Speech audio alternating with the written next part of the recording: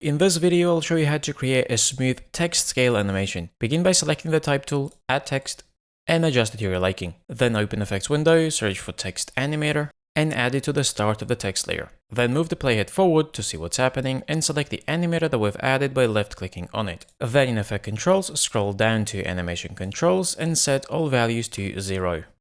Then check Uniform Zoom and decrease horizontal or vertical zoom value to -400%. Then below that you will find Anchor X and Y. We need to decrease the Anchor Y to -100%.